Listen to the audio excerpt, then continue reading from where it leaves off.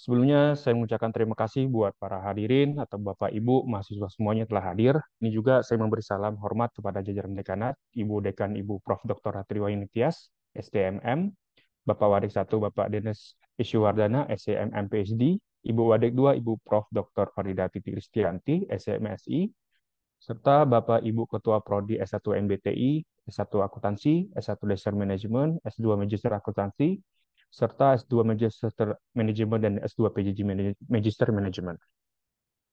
Tentunya juga salam hormat juga kepada Ketua Kelompok kalian TBM, Teknologi Based Management, Ketua Kelompok kalian DBS, Digital Business Entrepreneurship and Strategy, Ketua Kelompok kalian AFS, Accounting, Economics and Finance Studies, serta Ibu Kaprodi MBTI, Heti Hendaya. Juga salam hormat kepada Ibu dan Bapak dosen di lingkungan Fakultas Ekonomi Bisnis Telkom University, dan tidak bisa saya sebutkan satu persatu. Juga dua pemateri kita pada siang ini, pada siang hari ini, yang pertama adalah Pak Triaji Priyopratomo, MBA. Selamat siang, Bapak. Selamat siang, Pak Aryo. Oke, selamat siang, Pak. Dan juga pemateri kedua, Ibu Ine Rahmawati Haryanto, MMSC LLM. Selamat siang, Ibu Ine. Selamat Maka siang. Pak Aji untuk pematerinya. Baik, terima kasih Pak Ardio. Saya izin share screen ya. Jadi saya perdana juga nih Pak Ardio presentasi di TLU karena saya backgroundnya ini harus ada disclaimer dulu gitu ya. Walaupun saya sebagai perwakilan dari TLU, saya sebetulnya kelamaan sebagai praktisi. Jadi mungkin kalau misalnya ada teori-teori yang salah gitu ya, mohon nanti di tackle aja sama, sama ibu-ibu dosen dan bapak-bapak dosen yang mungkin lebih kompeten di bidang akademik gitu ya. Ini juga saya masih belajar sebagai seorang akademisi, tapi kalau saya di luar itu memperkenalkan diri sebagai prakademisi gitu ya. Jadi praktisi yang sekarang masuk ke dunia akademisi. Kenapa kita harus berbicara di dua sisi? Karena orang praktisi itu kayak orang selebor gitu, ngomongin praktek itu nggak pakai teori.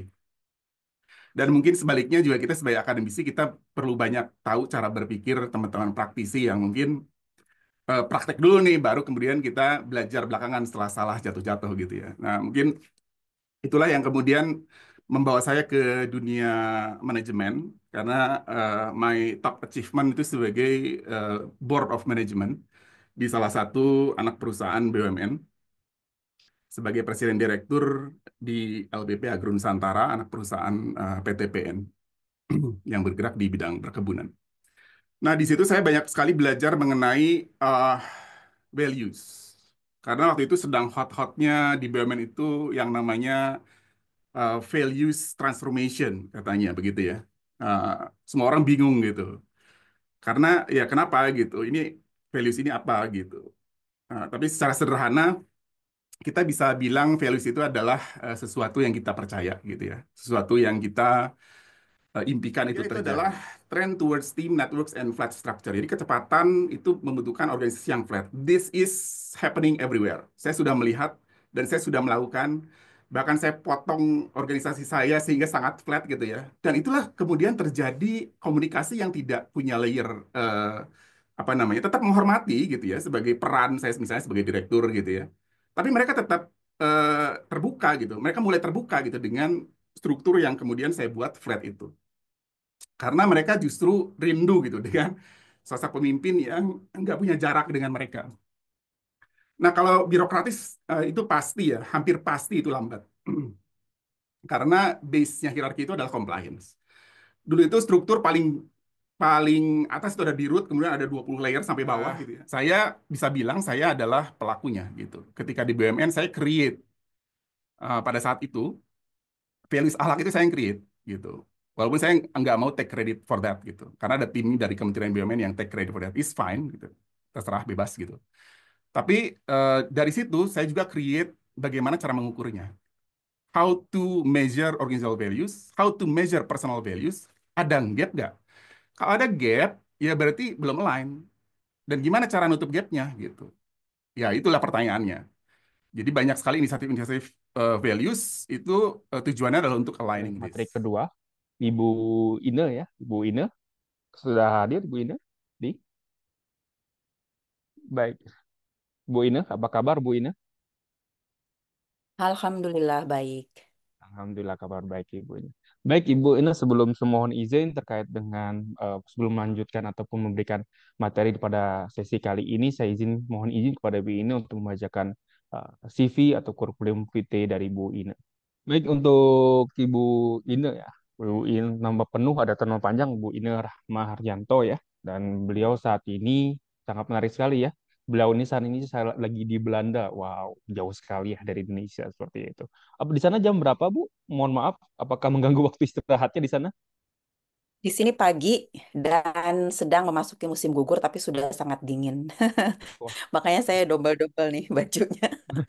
wah, masya Allah sekali ya. Nah, tentunya di sini karena beliau berada di Belanda ya, sangat sangat apresiasi sekali ya, terkait beliau sudah bisa bergabung di sini sore Bu, mau menjelang sore Bu. Nah, jadi saya harap bukan berarti kita sedikit sedikit lesu terkait dengan beliau ini. Nah, tentunya di sini bisa Bapak Ibu dan mahasiswa baca ya terkait dengan edukasi beliau ya. Wow, mohon diperbesar. Oke, dari bawah ya, dari atas bawah dulu nih kayaknya nih. Oke, dari bawah ya, yang beliau tentunya di sini dari bachelor ya, ataupun S1 dari Fakultas Ekonomi UI. Wah, ada dua nih, Bu. Berarti S1-nya double nih, double degree ya, gitu, dari Universitas Indonesia dan juga di UI juga double degree. Lanjut, lanjut juga untuk MMUI juga atau gelar S2 ya, gelar juga beliau sambung di UI pada tahun 1999 hingga tahun 2000 ya, pada ketika itu kalau tidak salah habis krisis moneter ya. Wah, menarik sekali sehingga beliau juga menyambungkan di University Tilburg ya, Master of Science, double master degree juga di Jena University, MSc Economics di waktu yang 2019 hingga 2011 hingga 2012 hingga saat ini juga di waktu wah banyak sekali begitu ya. Agak susah kalau misalnya banyak kan takutnya nanti memakan waktu Ibu Ine untuk menyampaikan. Baik, nanti mohon juga Bu Ine mungkin ada yang di-sharing-sharing terkait pengalaman juga. Boleh di-sharing-sharing Ibu Ine. Dan di sini saya rasa mahasiswa MMPJ ataupun S1 juga pengen nih dapat ilmu ataupun berikan sedikit sharing-sharingnya seperti apa pengalaman Ibu hingga sampai sini. Yang lebar. Maka silakan Bu Ine. Baik, terima kasih. Assalamualaikum warahmatullahi wabarakatuh. Selamat Waalaikumsalam siang, warahmatullahi menjelang wabarakatuh. sore ya. Ya, kalau di sini masih jam 9 pagi. Alhamdulillah saya senang sekali berada di acara ini ya. Semoga acara ini bermanfaat untuk memperkaya wawasan dan untuk menjadi sebagai link antara teori-teori di akademik dengan dunia praktisi, di mana saya sekarang pada dunia praktisi, walaupun saya sebagai dosen juga dulu saat di Indonesia, tapi itu sudah sekitar 15 tahun yang lalu ya, sudah sangat lama dari sisi pengalaman-pengalaman saya sebagai praktisi bisnis khususnya di Eropa. Terima kasih juga saya sampaikan kepada Ibu Dekan dalam acara ini yang hadir, kemudian pada panitia yang memberikan kesempatan bagi saya untuk sharing ilmu dan pengalaman di acara ini. Baik, ini topik yang akan saya sampaikan hari ini ya, yaitu managing cross cultural team. Geographical origin atau negara yang berbeda, kemudian bahasanya juga berbeda. Perbedaan-perbedaan ini tentunya akan sangat berpengaruh pada cara berkomunikasi, kemudian terhadap value, terhadap attitude dari tim kerja kita. Fashion industry di sini saya memiliki banyak networking. Dari networking tersebut, kemudian bisnis kami beranjak menjadi sebuah production company untuk iklan dan produksi event. Adapun saat ini PAM core bisnisnya itu lebih kepada advertising production dan advertising placement, tidak hanya di negara-negara Eropa, namun sudah lintas kontinen seperti ke Amerika Serikat dan ke Middle East. Saya membuat campaign-campaign baik untuk magazine, baik untuk portfolio seorang desainer awalnya ya, namun kemudian berkembang menjadi event production, memproduksi event-event seperti trade show, juga fashion show ya. Memang kalau untuk event saat ini kami lebih fokus pada advertising productionnya dan advertising placement. Jadi dari Europe ke Middle East dan ke United States di sebuah ajang trade show bagi produk-produk dari Indonesia, pengusaha kecil dan menengah untuk memperkenalkan produk-produknya pada market atau pada buyer-buyer di Eropa. Kemudian yang di bawahnya adalah event diplomatic reception dan fashion show, sekaligus acara diplomatic reception di dua tempat yang berbeda. Yang satu di Brussels seperti di foto ini, kemudian yang lainnya adalah di sebuah castle di Antwerpen. Tidak saya cantumkan di foto ini karena terlalu banyak nanti. Dan event-event saya yang lain seperti yang sebelah kanan bawah adalah kerjasama saya dengan event organizer juga, yaitu yang meng-create Cologne Fashion Week. Kemudian yang di atas, event yang sangat fenomenal sekali di Belanda, tampak di sini lihat juga dari venue-nya yang begitu spektakuler ya. Itu adalah Mercedes-Benz Fashion Week. Nah, mungkin itu sekilas mengenai event-event yang pernah kami produksi dan juga pernah kami bekerja sama atau berpartner. Selanjutnya, tadi bahwa bisnis kami sekarang lebih fokus pada advertising, production, dan placement ya. Jadi kami itu meng-create iklan-iklan bagi klien dan menempatkannya di iklan-iklan spot di seluruh dunia. Kalau di London kami formatnya itu sebagaimana foto yang di tengah sini ya. Ada digital billboard. Jadi kami menempatkan iklan-iklan sebuah perusahaan itu pada digital billboard, baik itu di Central London maupun di daerah-daerah suburbannya. Kemudian juga yang sangat menarik adalah transport advertising. Jadi kami melakukan penempatan advertising di beberapa format transport, antara lain di bus advertising dalam format fully warped bus seperti foto ini. Jadi brand bisa menampilkan logo ataupun campaign brand tersebut untuk jangka waktu tertentu dengan mewarp sebuah bus begitu. Kemudian yang sebelah kanan masih juga di London, itu dalam format Taxis advertising. Jadi kami membuat iklan-iklan di taksi sama seperti tadi di bus, baik itu fully warp maupun juga hanya di mega rear seperti itu atau di sisi bagian kanan atau kirinya. Perkembangan ini sangat menggembirakan ya bagi saya karena saya juga awalnya tidak menyangka gitu bahwa bisnis saya bisa sampai pada titik ini. Karena awalnya betul-betul dari hobi fotografi iseng-iseng karena saya senang traveling bersama keluarga, saya upload di sosial media gitu. Nah, kita bisa melihat ya sekarang bagaimana kekuatan sosial media itu bisa membawa sebuah hobi menjadi sebuah bisnis bisnis yang profitable sampai saat ini. Kemudian milestone kami juga ada pada proyek-proyek kami di Dubai. Iklan di Burj Khalifa, kemudian di Ain Dubai, kemudian yang ongoing project juga ada di Burj Al Arab yaitu brand activation. Kemudian ada juga kerjasama dengan ini di Asia Tenggara, yaitu di Indonesia, di Malaysia, dan di Brunei ya. Namun waktu itu yang cukup mudah adalah di Malaysia kita bisa memanage dengan baik, maka itu akan memberikan grade atau added value pada bisnis kita. Sebaliknya, bila kita tidak bisa memanage dengan baik, itu akan menjadi kendala ataupun membuat proyek-proyek ataupun company kita menghadapi tantangan, menghadapi masalah-masalah. Oke ya, jelas ya? Ya, Oke, baik, saya ulang ya. Jadi saya kembali ingin menegaskan, saya ingin men-share challenge-challenge yang saya hadapi dalam managing cross-cultural team yang kami miliki. Pertama, masalahnya adalah pada komunikasi. Ya, terdapat dua hal, yaitu pertama, language barrier dan kemudian communication style. Untuk language barrier, tentu kita semua di sini kami juga menjalankan proyek-proyek, tentu bahasa Inggris menjadi main language ya. Namun, sebagai non-native speaker tentu ada kendala-kendala. Seperti misalnya, bila saya menjalankan proyek dengan tim saya yang ada di Inggris ya, mereka kan bahasa Inggrisnya sangat, seperti kawan-kawan ketahui, sangat tidak mudah dicerna 100% gitu. Even oleh saya yang sudah tinggal di Eropa sekitar 17 tahun ya. Jadi pada saat saya melakukan proyek di UK, biasanya saya mengutus tim saya dari Belanda, bahkan dari Prancis itu yang benar-benar memang dia seperti native gitu. Karena saya sendiri kalau meeting dengan mereka itu mungkin ada yang miss sekitar untuk mengatasi atau mengantisipasi hal tersebut. Biasanya saya meeting dengan beberapa tim saya yang memang sudah sangat berbicara seperti native begitu ya. Tentunya language barrier ini kan akan berdampak ya, akan membuat project kita itu delay ataupun misalnya ada confusion ataupun bahkan ada error bila ada kesalahpahaman dalam hal bahasa. Kemudian masalah communication style. Pengalaman saya di sini antara orang Eropa itu mereka tuh lebih lebih direct, kemudian lebih inisiatif dalam mengungkapkan pendapat, sementara Asian atau Arabian itu mereka tuh lebih pasif begitu ya.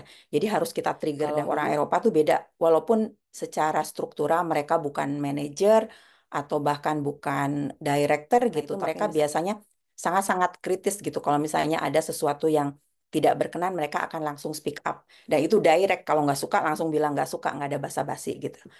Sedangkan pengalaman saya dengan tim-tim kami di UK, demikian juga dengan klien dan partner kami di UK, mereka itu dalam communication style tuh lebih polite. Kemudian ini kalau dibandingkan lagi dengan United States ya, ini sangat unik juga orang-orang Amerika ini. Terakhir saya ada meeting dengan sebuah perusahaan di Amerika karena kami sedang memanage sebuah project perusahaan kosmetik yang akan meng-hire seorang influencer dari eh, Hollywood begitu. Jadi orang Amerika ini berbeda dengan orang Belanda yang direct. Mereka itu lebih, kalau dalam mengekspresikan kata-kata itu lebih banyak kata-kata sanjungan begitu. Dari pengalaman saya kemarin, saya merencanakan meeting di sekitar tanggal 14 Juli ya waktu kemarin itu. Namun ternyata saya lupa 14 Juli itu kan hari Independence Day mereka. Terus mereka bilang kami nggak bisa 14 Juli, bahkan 3 hari sebelumnya pun kami nggak bisa, dan 3 hari sesudahnya karena kami libur. Nah, dengan demikian saya merubah meeting kami setelah range hari libur mereka. Dan itu respon mereka seperti apa? Itu kan sebetulnya cuma biasa aja ya, ganti tanggal meeting itu sesuatu yang wajar itu. Namun mereka tuh responnya sangat fantastik gitu kan, dengan ekspresi-ekspresi seperti itu. Jadi ya kita banyak belajar dari mereka bagaimana ekspresi-ekspresi seperti itu lazim mereka lakukan. Dan itu pun bila saya berinteraksi dengan tim dari US, saya otomatis harus menyesuaikan diri juga dengan melakukan mengeluarkan kata-kata fantastik seperti tadi ya. Tidak hanya oh nice gitu kan. Kalau nice tuh buat mereka kayak kurang kurang greget gitu. Nah, itu mungkin dalam hal communication ya. Challenge yang lain dari managing a cross-cultural team ini adalah time zone. Nah, ini juga bagaimana pentingnya kita paham untuk men-scheduling meeting yang match gitu dengan kondisi time zone di beberapa kontinen di mana tim kita berada. Ini karena saya pernah berkendala waktu itu kami meeting project dengan Milan Fashion Week ya, di mana tim kami dari Indonesia dan tim kami dari Belanda. Demikian juga waktu project kami di UK sama. Itu kami harus menyesuaikan keempat keempat negara ya. Kalau untuk di UK kebetulan waktu itu tim saya ada dari Belanda, ada dari Perancis, kemudian ada dari UK dan ada dari Indonesia. Kemudian kendala juga pernah terjadi saat saya tes run project di Dubai. Itu mungkin karena saya saking hektiknya, karena project di Dubai ini termasuk ketat sekali time limitationnya. Maka saya itu sampai salah melihat jadwal untuk tes run. Jadi saya membooking beberapa negara juga seperti negara-negara Eropa itu sangat menghargai inisiatif individu ya dalam memberikan opinion. Sementara negara-negara di Asia ataupun di Arabic country ya itu lebih kayak paternalistik. Jadi menunggu top down gitu ya, menunggu arahan dari pimpinan. Namun kalau orang Eropa biasanya tidak. Kemudian challenge yang juga mesti kita pahami adalah tadi ya, culture differences itu akan membawa juga pada perbedaan value, norma, habit, dan expectation. Tentu ini akan bermasalah kalau kita tidak memanage atau memahaminya dengan baik. Contohnya mengenai kontrak detail nih. Kalau di Eropa itu dengan Amerika, kalau di dunia advertising gitu sangat terlihat jelas perbedaannya.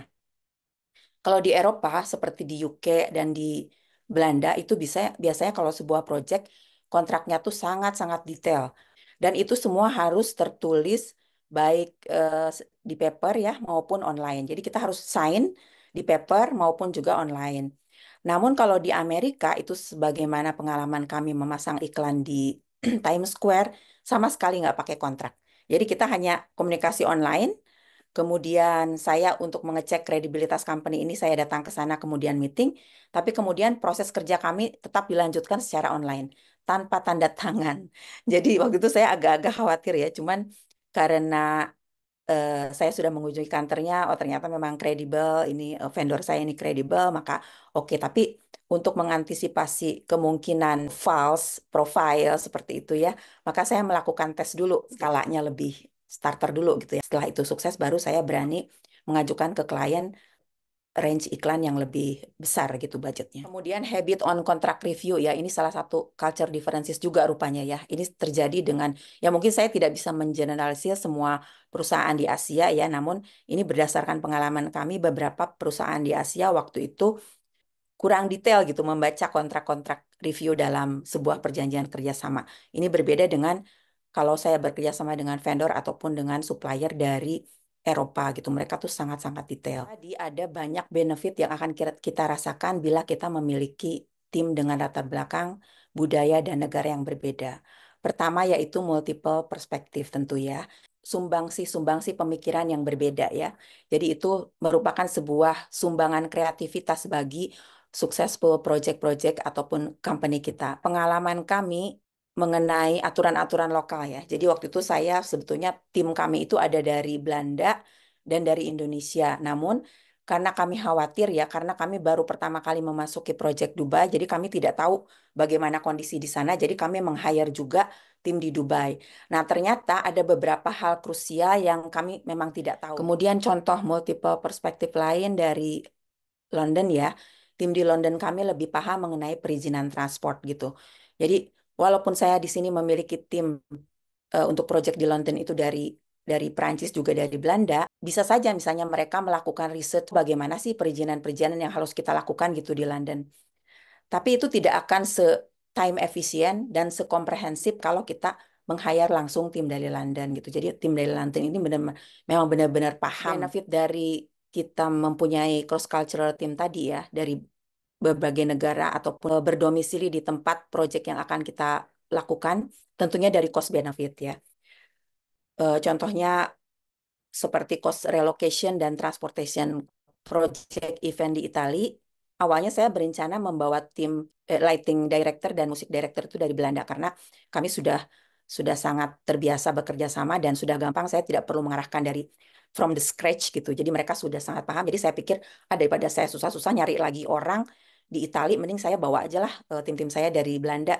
Namun setelah dikalkulasi biayanya ternyata itu costly. Maka pada saat itu kami memutuskan untuk meng-hire tim dari Italia. Kemudian benefit lain dari cross-cultural team ini adalah understanding local market, quality of lighting projection to different building gitu ya. Jadi waktu itu kami ada sebuah perusahaan yang bimbang gitu, ingin pasang ad placement di Burj Al Arab atau di Burj Khalifa. Kami tidak bisa membandingkan kualitas-kualitasnya.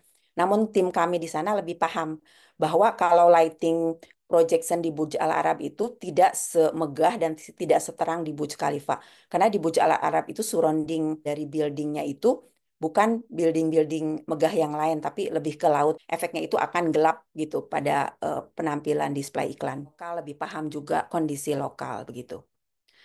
Kemudian akan saya percepat, ini improve reputation ya. Improve reputation ini, dan reputasi kalau mereka baik, maka ketika mereka menjadi representasi company kita di Dubai, proyek kita langsung di-accept. Managing diversity ya. Ini sudah kami canangkan sejak 5 tahun setelah company kami berdiri, di mana perusahaan saya sudah mulai banyak berinteraksi dengan tim-tim dengan latar belakang culture yang berbeda. Jadi dalam company kami ini ada values-values yaitu bahwa diversity itu is regarded as a source of creativity ya, sebagaimana tadi yang sudah saya jelaskan.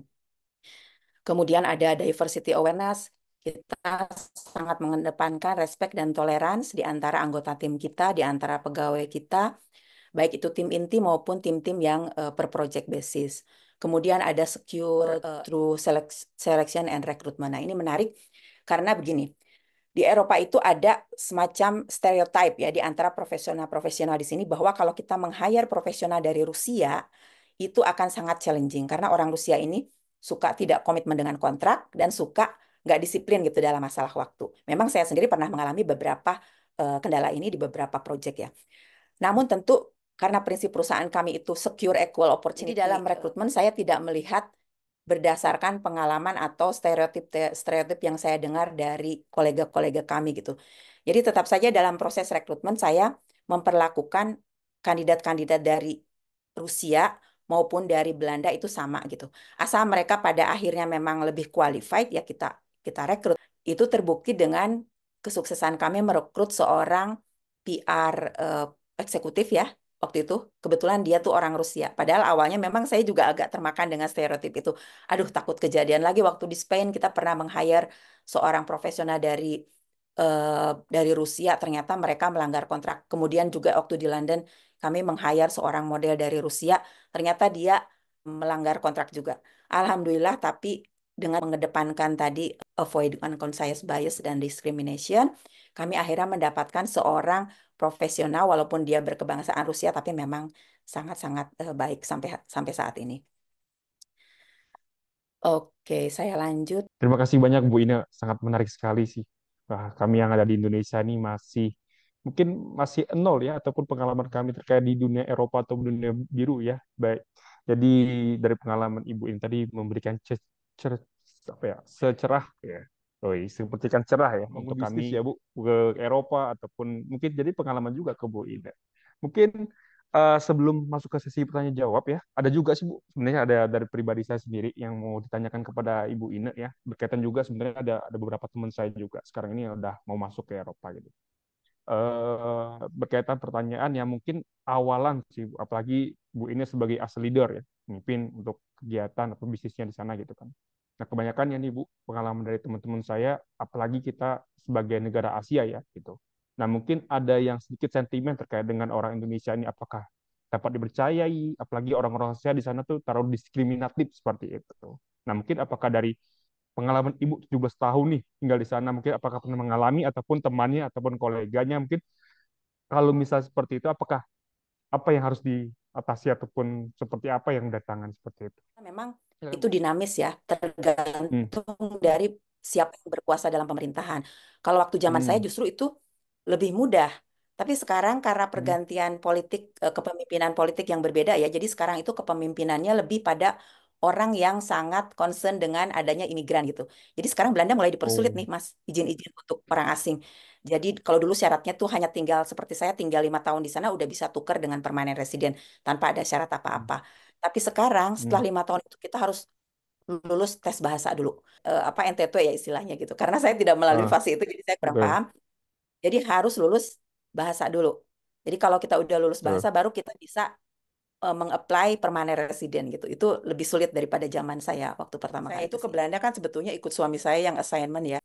Konsultan dapat Hmm. assignment ke Eropa, ke UK dan ke Belanda ya. Waktu itu ya ya gitu saya ikut suami saya ke sini tanpa ada syarat apa-apa dulu tuh. Kalau sekarang syarat bahasa itu menjadi sangat penting begitu. Ya. Oh, oh gitu. Tadi dapat bocoran dari Bu Didin katanya perusahaannya Accenture, Bu ya, betul. Betul. Ya. Oh iya, saya juga pernah bekerja di situ Bu Accenture, tapi di Malaysia. Ah, ya ya ya. Suami saya juga pernah project di MIRI itu di Malaysia tuh dulu. Wow. Ya baik Orang Bu, aksennya takutnya biasanya saya. lebih gampang mau ke Eropa tuh. Ya insya Allah Bu, semoga ada rezekinya Bu. Amin, Baik amin, Bu, amin. rasanya ini saya kan takutnya kena marah Bu karena kebanyakan nanya. Sebagai moderator kok banyak nanya nih Iya. Bu gitu ya. Makanya saya dari tadi agak sungkan untuk memotong lagi. Baiklah, nanti kita komunikasi setelah ini saja. Baik, bagi Bapak, Ibu, atau peserta yang sudah memberikan ataupun mempercayakan pertanyaan, ataupun dari operator sudah menerima, bisa di-share dulu ke tampilan di sini, biar nanti saya bacakan. Boleh untuk ke Pak Aji atau Bu Ine. Silakan, saya bacakan langsung dari siapa nih? Fernando Ginting ya dari mahasiswa MPJJ Management ya kalau betul ya. Izin bertanya untuk Ibu Ine, secara umum perspektif kita orang Indonesia bahwa orang asing misalnya dari Eropa menganggap mereka lebih unggul dari kita, baik dari sisi SDM dan adanya menurut Ibu Ine dari pengalaman bekerja dengan orang luar misalnya dengan Belanda, Rusia, bagaimana penerimaan mereka terhadap orang Indonesia atau Asia terutama pada awal-awal Ibu mulai kali ini kayak pertanyaan saya tadi nih Bu. Mungkin bisa menambahkan lagi Bu ataupun yang kurang yang Oke, mendengarkan tadi ya. baik. Terima kasih pertanyaannya sangat menarik ya. Bagaimana perspektif orang-orang Eropa ya terhadap kita orang Asia, terutama kualitas kita mungkin mereka meragukan. Memang suka tidak suka awalnya memang ada gitu. Mereka melihat kita orang asing, oh ini orang capable apa enggak gitu. Di awal memang ada sempat terjadi seperti itu ya. Namun kita mengatasinya dengan menunjukkan tentu menunjukkan kinerja kita aja gitu bahwa ini pekerjaan kita deliver dengan baik, proyek kita sukses, di proyek kemudian berikutnya mereka akan lebih respect. Sebetulnya orang Eropa ini orang-orang yang fair ya sebetulnya ya, mereka nggak sediskriminatif atau nggak memandang suku bangsa lain itu lebih rendah gitu dibandingkan pengalaman interaksi kami. Kalau orang-orang Eropa ini lebih fair, selama kita memang bisa menunjukkan prestasi kita, selama kita memang attitude kita baik, itu bisa blend dengan mereka, itu mereka oke-oke aja, respect-respect aja sih, kayak gitu. Mm. Baik, masih tetap Bu Ina, ada pertanyaan dari PJMM M Afarihin ya. Bu Ina, kesiapan bahasa untuk syarat permanent resident secara mandiri atau ada event-event facilities dari embassy? Nah, terima kasih. Mohon untuk dibantu Bu Ina. Apakah ada informasi seperti itu? Oh, bagaimana mempersiapkan bahasa ya? Apakah pemerintah memfasilitasi begitu ya? Pertanyaannya. Oke, untuk kesiapan bahasa itu yang saya tahu embassy tidak memfasilitasi. Itu harus inisiatif kita sendiri. Jadi kita harus mempersiapkan diri kita. Sayang sekali memang KBRI belum memberikan fasilitas untuk ini ya. Dan kalau kami yang sudah berada di Belanda itu kami mempersiapkan diri swadaya sendiri juga. Saya sendiri waktu itu eh, sempat ikut les-les ya. Les-les di institusi lokal yang menawarkan pelajaran-pelajaran bahasa Belanda. Oke, oke. Mungkin satu terakhir ini, saya sebenarnya ada pertanyaan Pak Aji sebenarnya, karena nanti sebentar saya kasih Iwan Setiawan dulu. Ini ada terakhir ke Bu Ina. Mungkin satu lagi Bu ke Bu Ina. Setelah itu saya pindahkan ke Pak Aji ya. Oke, pertanyaan untuk Bu Ina juga, bagaimana mengelola tim yang berbeda generasinya? Dari mahasiswa nih, dibantu oleh tim kami, panitia. Pertanyaan untuk Pak Aji, dalam penjelasan Bapak tadi menyinggung terkait entrepreneur. Dengan era dan kondisi ekonomi yang seperti ini, manakah yang lebih baik untuk generasi kami? Biasanya generasi apa nih, Z ya? Terus kuliah langsung menjadi entrepreneur atau mencari pengalaman dulu. Banyak sekali lagi kami sebagai mahasiswa bingung menjadi entrepreneur membutuhkan modal yang cukup agar dapat bersaing dengan kompetitor. Nah, mungkin bisa dijawab oleh Pak Haji. Silakan Pak Haji. Mestinya kalau pertanyaan entrepreneur ke Bu Ina aja. Karena saya bukan apa namanya, ya punya bisnis tapi tidak mulai sebagai mindset entrepreneur gitu. Tapi mungkin nanti minta tolong juga Bu Ina untuk merespon ya Bu Ina ya. Tapi tadi pertanyaannya itu lebih ke arah ini ya, generational generational aspiration ya. Kita sebagai sebuah generasi ini gimana nanti di dunia kerja gitu atau mungkin sebagai buka bisnis gitu itu seperti apa gitu. Nah ini sebenarnya pertanyaannya lebih cocok ke pada seorang ekonom gitu ya. Cuman kalau saya boleh share juga di kelas-kelas gitu ya, yang terutama mungkin teman-teman di kelas S1 Administrasi Bisnis di Entrepreneurship dan juga S2 yang kebanyakan juga banyak juga yang pengusaha gitu. Nah, sebetulnya nggak masalah, apalagi dengan mindset mindset entrepreneur ya. Kalau entrepreneur kan sebenarnya coba aja dulu gitu. Cuman pertanyaan berikutnya kan rasa takut ini itu itu kita mesti identify itu. Ini kenapa saya punya mental barrier seperti ini? Apakah karena saya tidak merasa apa saya tidak merasa siap gitu ya, merasa tidak siap, atau saya punya keterbatasan yang lain gitu. Nah ini saya selalu eh, bilang ke baik waktu saya masih sebagai profesional ke tim saya gitu, ataupun sekarang gitu ya ke tim member. Kalau kita punya problem itu jangan disimpan sendiri, tapi kita mesti share tuh. Dan bahkan kita mesti cari solusinya. Kalau bisa eh, keluar, artinya kita mesti cari ketemu coach atau mentor yang bisa bantu kita dalam problem ini. Sehingga kita ketemu jawabannya. Tuh, makasih Pak Ardio. Boleh Bu Ina mau nambahkan tadi ada tawaran dari Pak Haji, mau nambahkan terkait dengan pertanyaan yang disampaikan oleh mahasiswa tadi. Saya setuju apa yang disampaikan oleh Pak Triaji. Saya juga banyak belajar dari Bapak tadi memaparkan teori yang begitu komprehensif ya. Saya banyak belajar nih untuk membawa bisnis saya pada next level corporate form gitu ya. Amin. Mengenai Amin. tadi ya pertanyaannya apakah mau bisnis dulu gitu atau kerja dulu gitu. Kalau saya tadi sepakat dengan Pak Triaji bahwa just do it aja gitu. Jangan terlalu banyak pertimbangan atau ini itu. Kan toh bisa sambil dua-duanya jalan gitu. Saya sering mengencourage anak-anak saya gitu, walaupun anak saya misalnya sudah keterima di consulting firm, tapi saya sudah begini, kamu nanti ke depan akan fokus sebagai profesional, berkarir sampai jenjang top manajemen, atau misalnya kamu mau buka bisnis gitu. Kalau misalnya kamu mau bikin bisnis gitu ya, sebaiknya kamu merintis dari sekarang gitu, pelan-pelan, sedikit-sedikit dulu, sesegera mungkin saja gitu. Jadi justru pada usia-usia produktif muda seperti ini, kesempatan itu banyak, ambil aja gitu. Oh, amazing ya. Kata Ibu Ina tadi apa yang kata dari US tadi Ibu? Amazing ya atau nice? Fantastic.